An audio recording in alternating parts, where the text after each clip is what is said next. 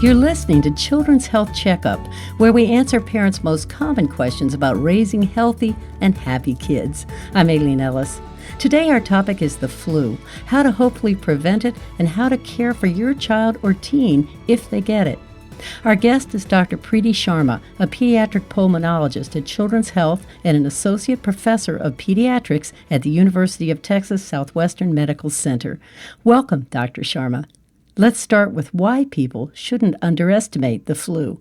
So lots of people think that the flu is just one of those other viruses that you get in the winter, and it causes a few days of fever and cough and maybe some chills. But unfortunately, the flu can have deadly and damaging effects.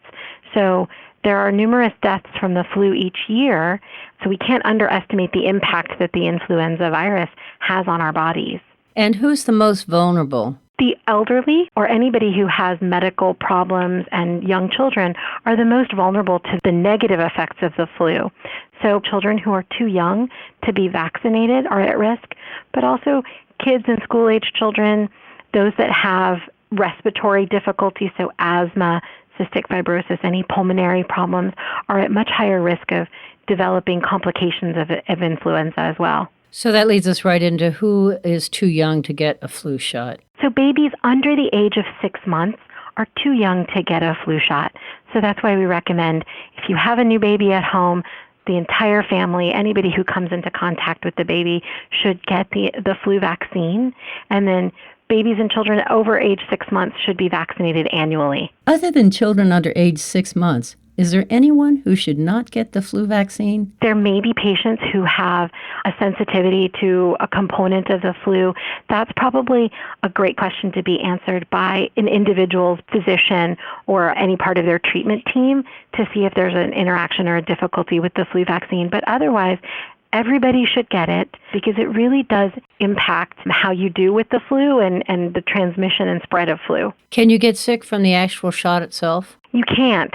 So there's actually no live virus in the influenza vaccination. Most commonly, people have a little bit of discomfort at the site where they got the injection, so their arm might feel a little bit sore, but you don't get the flu from the flu vaccine.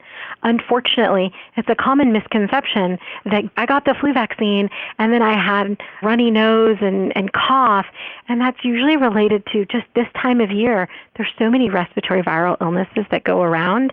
It's probably a coincidence that you picked up a virus around the same time you got your flu vaccine, because there isn't actually any flu in the flu vaccine. Actually, having the vaccine means that if you get the flu, which you can get even if you've had the shot, it's not going to be as serious. Absolutely. So you can still, unfortunately, get the flu even if you had the flu vaccine, but it's a much less severe case, usually lasting just a couple of days rather than a week or two. And also, we know that getting a flu vaccine protects you from sort of the most serious complications of the flu. So the vast majority of people who die from the flu actually were those who weren't vaccinated. So while the flu shot may not prevent you from getting the flu, it's going to keep you better, the less severe of a course of a flu, and prevent some of the negative things that can happen, like pneumonia or death. So what are the early signs and symptoms of the flu that parents should look for? So usually the flu is associated with kind of a sudden onset of fevers, chills, fatigue, body aches.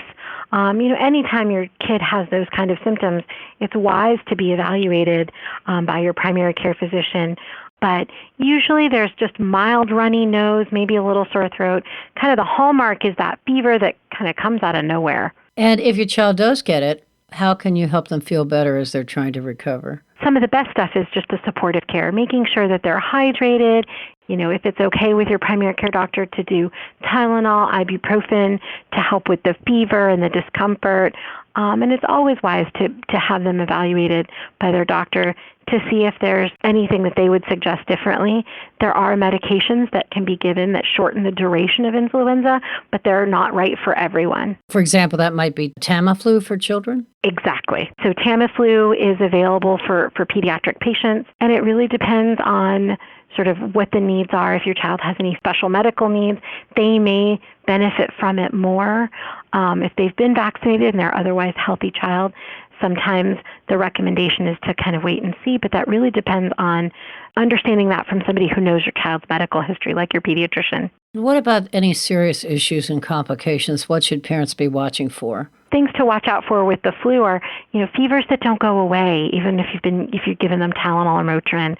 If their energy level is just severely decreased, more than you'd expect. If they are coughing, short of breath, they aren't able to keep down fluids, they're not making as much urine, they're complaining of more pain than you'd expect, those would be good times to have your child evaluated.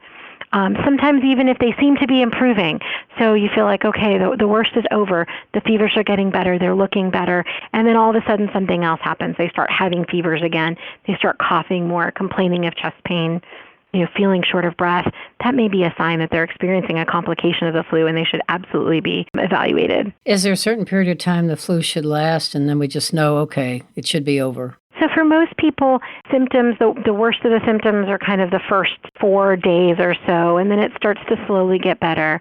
For people who've been vaccinated, they usually start to feel better, day 3 or 4, and feel completely back to normal by about day 7. Sometimes takes longer if you haven't been vaccinated, but certainly if it's lasting more than about, the high fevers are lasting more than about 4 or 5 days, it's really wise to be evaluated. So what other things can you do to up the chances that your child won't get the flu? Having them wash their hands really carefully, which is hard to do with kids, but trying his best, washing hands as often as possible, using hand sanitizer when hand washing is not possible, teaching them to, cough and sneeze into their elbow. Those things that just limit the transmission of the virus are helpful. Sometimes things aren't avoidable. Kids go to school, they go to childcare, they're exposed to lots of people. But getting the flu shot limits the transmissibility as well. So, kind of having the whole family vaccinated is also helpful. And when can we expect flu season to end? So we hope that flu season starts to taper off in the spring. So we start seeing many fewer cases as we head into sort of the end of the school year, April and May. Sometimes it just depends on what strain of the flu and sort of how things are going. We will occasionally still see cases of the flu into the early part of the summer. Thank you, Dr. Sharma, for your time, and thank you for listening to Children's Health Checkup. Dr. Preeti Sharma is a pediatric pulmonologist at Children's Health and an associate professor of pediatrics at the University of Texas Southwestern Medical Center. For more information, please visit us at childrens.com/fighttheflu. If you found this podcast helpful, please rate and review or share the episode, and please follow Children's Health on your social channels. That's all for now. I'm Aileen Ellis. Please join us again soon.